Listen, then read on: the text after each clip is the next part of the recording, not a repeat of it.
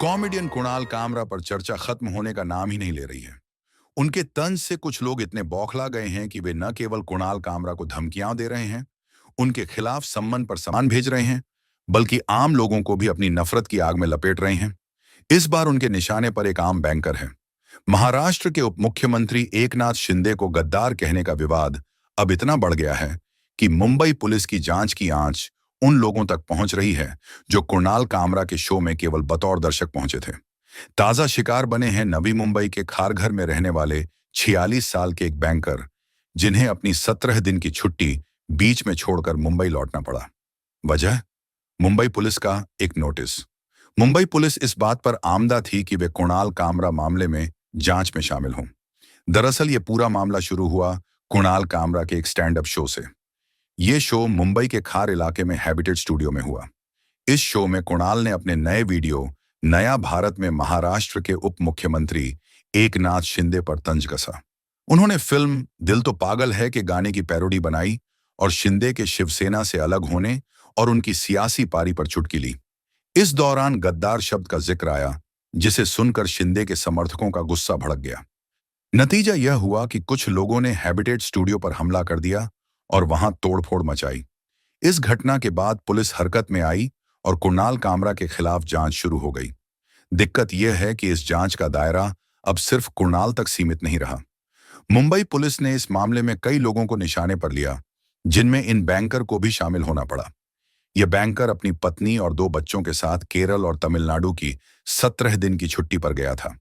उन्हें अपनी छुट्टी की मंजूरी पहले ही ले ली थी और परिवार के साथ कुछ दिन सुकून से बिताने का प्लान बनाया था। लेकिन 29 मार्च को उसे मुंबई पुलिस का फोन आया। एक के बाद एक कई कॉल्स आए और फिर एक नोटिस भी भेजा गया, जिसमें सीआरपीसी की धारा 179 के तहत उसे जांच में शामिल होने के लिए कहा गया। मजबूरन उसे अपनी छुट्टी काटकर वापस लौटना पड़ा। नवी मुंबई के ये बैंकर पुलिस की हरकत से बेहद परेशान नजर आए। उन्होंने कहा कि उन्हें नहीं पता कि वे इस मामले में कैसे फंस गए। उन्होंने पुलिस को सूचना दी कि वे कुणाल कामरा को व्यक्तिगत तौर पर नहीं जानते हैं और न ही उनका इस विवाद से कोई सीधा लेना देना है। पुलिस ने उन पर आरोप लगाया है कि उन्होंने कामरा का वीडियो एडिट किया है। उन्होंने इस बारे में बताया कि पुलिस ने मुझ पर वीडियो एडिट करने का आरोप लगाया है। मैंने कुणाल कामरा का वीडियो एडिट किया है। मेरे ये कहने के बावजूद कि मैंने शो के लिए ऑनलाइन टिकट बुक किया था और मेरे पास बुकिंग का सबूत भी है, पुलिस ने कहा कि मैंने कामरा द्वारा रिकॉर्ड किए गए वीडियो को एडिट किया होगा। कॉमेडियन अपने शो का वीडियो मुझे संपादन के लिए क्यों सौंपेंगे? पुलिस ने उनकी बात पर ध्यान नहीं दिया और उसे जांच में शामिल होने का सख्त निर्देश दे दिया। अब वह अपनी बाकी छुट्टियां छोड़कर मुंबई में पुलिस के सवालों का जवाब देने को मजबूर है। नवी मुंबई के बैंकर के इस बयान के आने के बाद कुणाल कामरा ने अमुक बैंकर से अपना शो अटेंड करने के लिए होने वाली असुविधा पर माफी मांगी है।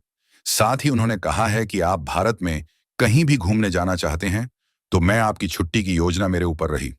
देखा जाए तो यह मामला अब सिर्फ कुणाल कामरा और एकनाथ शिंदे के बीच का विवाद नहीं रहा।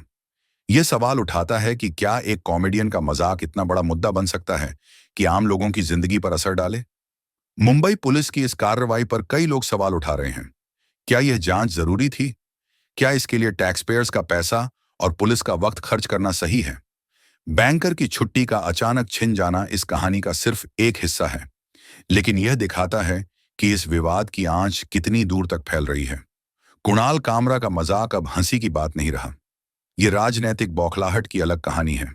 लोकतंत्र के हनन का भी सवाल है। इस कहानी का अगला मोड़ क्या होगा, यह तो वक्त ही बताएगा।